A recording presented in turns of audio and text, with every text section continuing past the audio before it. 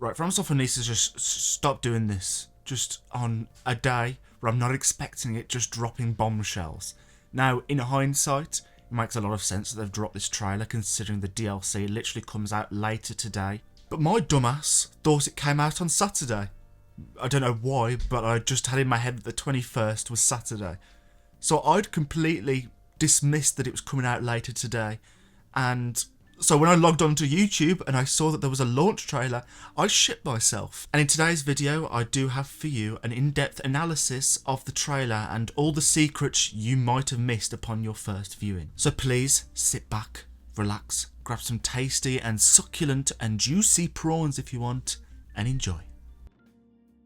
Now, if you've watched any of my videos over the last few years on Elden Ring, you'll know I'm not particularly the biggest fan of Miquella.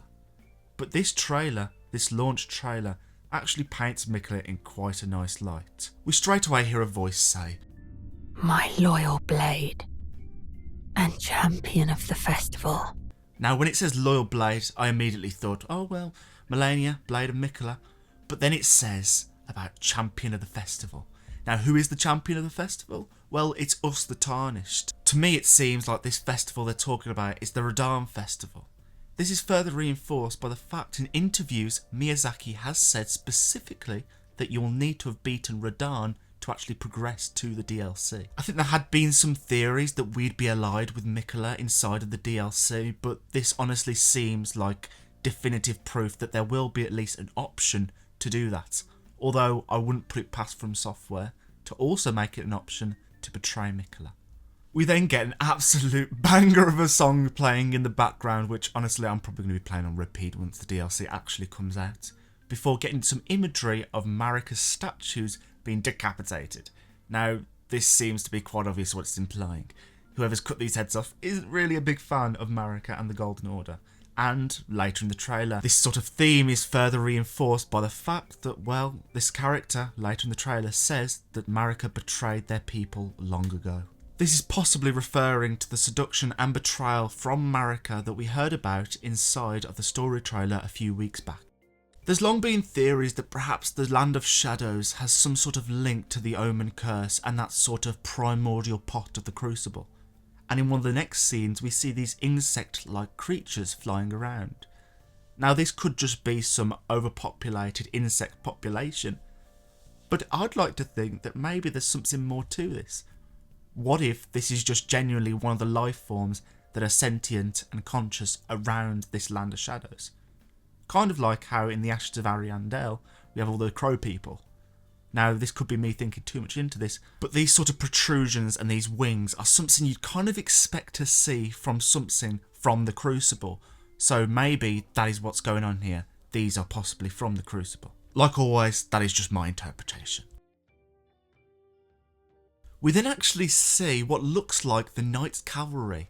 Now, if you don't know, the Knights Cavalry are in fact led by Morgott, which is super interesting in and of itself.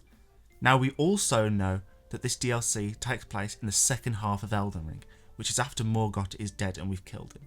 So that's also really interesting that these Knights Cavalry seem to be running without a leader. Apart from the almost identical design of the Knights Cavalry in base game Elden Ring and in this preview of the Shadow of the Erdtree in the launch trailer, there's also the fact that the night sky is, well, nighttime.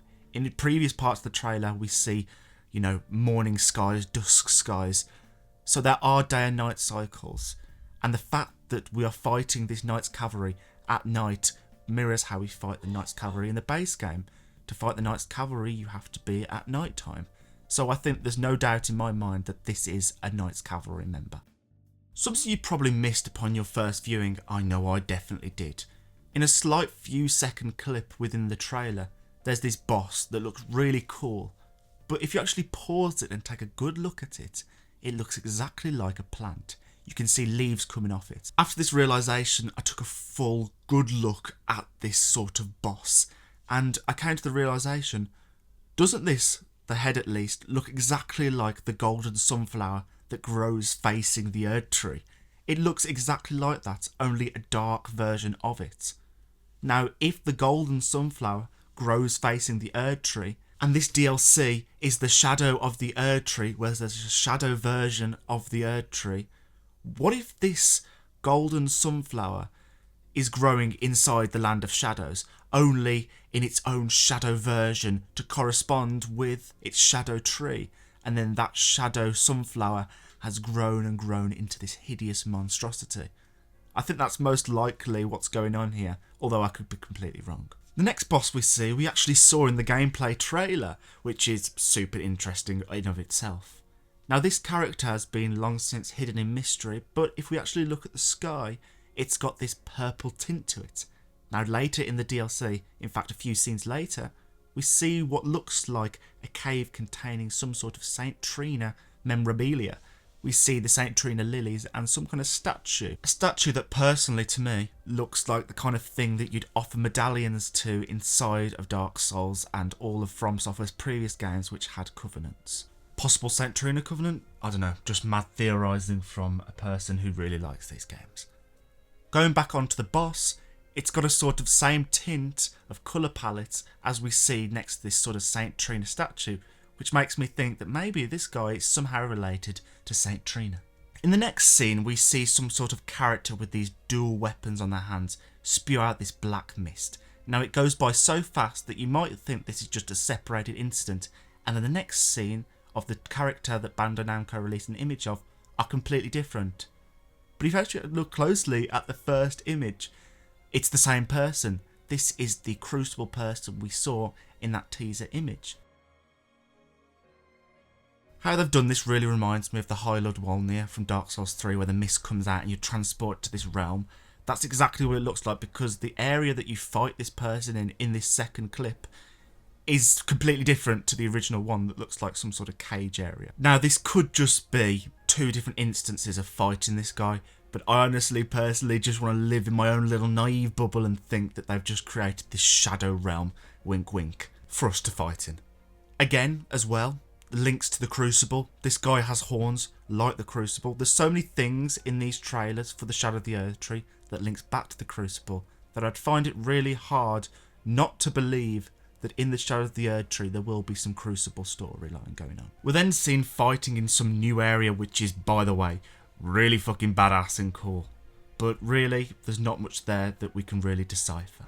The next scene though, oh, buckle your britches bitches, because this next scene is bloody amazing. We see what looks like a Knight of Godwyn. On their helmet, it looks like it's some sort of curse mark, like the one we see at the end of Fia's questline that is used for her ending. This is then reinforced by the fact we see Godwyn's malformed face in the back, not to mention these sort of greyish wings it has on his back.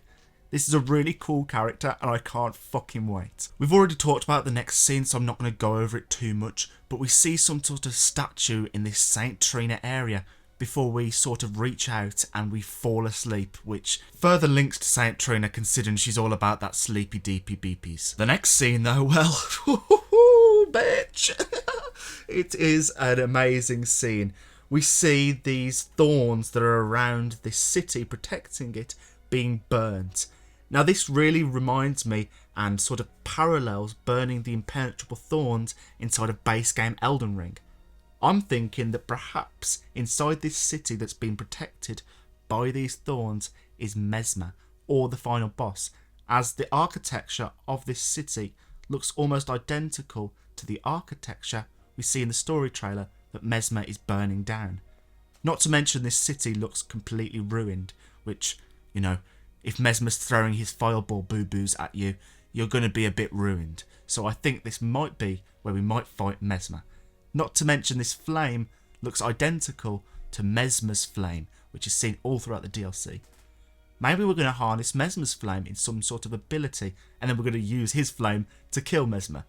I don't know, we can only theorise at the moment, but this trailer is already so fucking amazing. Honestly, this is shaping up to be how all launch trailers for From Software's games are, where you really need to come back after you've beaten it to really fully understand and ascertain everything that is going on.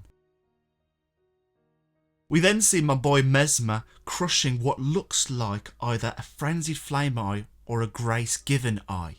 Now this is definitely Messmer due to the bracelets and the arena in the background, which is actually identical to the one in the original gameplay trailer where we first see Marika. We then see a guy kneeling down on the floor. Now, I know some people, I think, have been saying that this might be our tarnished, but I don't think this is the case.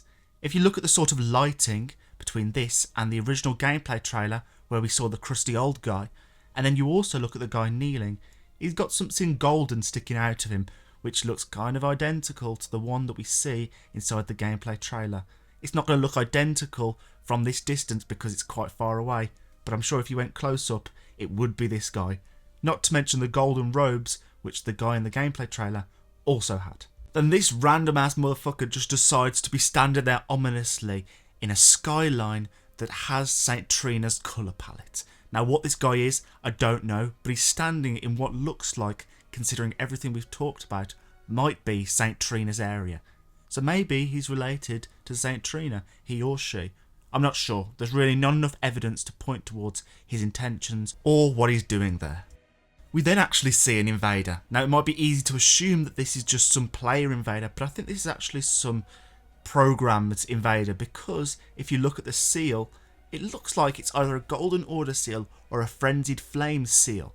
Now considering a lot of the trailer seems to be revolving around fuck the Golden Order, if this guy is invading and we're going against the Golden Order, it makes sense for the Golden Order's leal dogs to come after us. And I think this is exactly what this guy is. Maybe if we choose to side with the Golden Order, given that there is a chance to do that, we might actually get to be allies with this guy. Hell, maybe we'll even get to have a little nice conversation with this guy over a cup of tea. In the next scene that we see this Pontiff-ass looking motherfucker. This is basically Pontiff 2.0, and he's just as cool. What's really cool about this guy is one sword seems to have this cold, glintstone kind of effect, and the other looks like Messmer's bloody flame.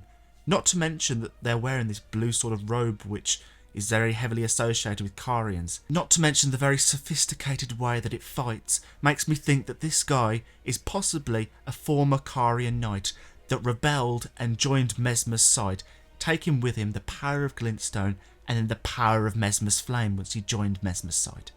This is such a cool and interesting story, and I really can't wait until we get to play this shit, because it looks amazing. In one of the final scenes, which is by the way one of the longest parts of the trailer, is Medea 2.0, only this motherfucker can't be put on the same tier list as Medea because Medea's a lovely boss, I absolutely love it, but Medea's got nothing on this guy. This guy looks absolutely bloody incredible. The choreographed attacks look amazing, the design's amazing, the area it's located in looks amazing. This guy just looks like an overall 10 out of 10 boss. Now going on to the lore of it, well, it's fucking incredible, especially considering this guy is a dragon inside of the Land of Shadows. We know the dragons existed in a primordial age before the Golden Order, before Marika perhaps fucked up the Land of Shadows. So that makes me think that maybe the dragons had some sort of relationship with the Land of Shadows, and this guy is just this immortal dragon that's been left behind, kind of like how Abritus is left behind in Bloodborne. Now, a little batshit insane theory I have, which probably won't be the case, but I thought I'd just throw it out there. Placidus is missing his god. What if this is the god? He's got tons of unique attacks that look like bloody frenzied flame lightning, which is, by the way, really fucking cool. It might not be frenzied flame, but that's kind of what it looks like. I think there's a slight chance that maybe this is Placidus's missing god, although the likely chance that is actually the case is really low. For the final sort of scene, we have probably the most important part of the trailer, where Miquella actually asks us to be his consort. He goes, "Hey yo brother, can you please promise me to be your consort?" First of all, Miquella boo boo, thank you. Secondly though, I'm not into eternal children. And thirdly, I'm not gay mate, I'm sorry. I honestly think we've been red herringed by Miyazaki all along, because he said that there would be no sort of interaction between the endings of Elden Ring and the DLC, but if Miquella's talking about us being his consort, That seems like it'd be some kind of ending, so maybe we're going to get some sort of secret ending that Miyazaki's been trying to bamboozle us with. Oh, there's not going to be any new endings. Stop trying to trick us, Miyazaki, you lying little swamp man. Also, can I just say that the area that we sort of walk up to before this scene is really fucking cool and kind of reminds me of Marika's bedchambers. Maybe I'm going crazy, but that's what it kind of looks like to me, but I'm probably really wrong about that. And that brings to a conclusion this in-depth analysis of everything you missed inside of Elden Ring Shadow of the Erdtree's launch trailer. I really hope you did enjoy. If you did enjoy, please consider leaving a like and subscribe, as it greatly helps the channel. We are so close to 5,000 subscribers. Your continued support really means the world to me. Thank you so much. Honestly, I am blown away by this trailer. It was really such a good trailer and I'm beyond hyped for the DLC. There will be a video coming out tomorrow because I was actually in the middle of making another video, literally at the end of making it, when this DLC trailer dropped. So I've put that to the side for tomorrow, so you're going to have 2 uploads back to back if I'm not too busy playing the DLC completely. Which, actually thinking about it, might actually happen because, to be fair, Fromsoft and their DLC is going to suck away what little social life I do have. I mean, it already looks like the Sahara Desert, but this DLC is going to make it look like fucking Mars. Anyway, I've rambled already for like a minute straight in this outro. I really hope you have a great rest of your day, and yeah, may you find your worth in the waking world. Goodbye, everyone.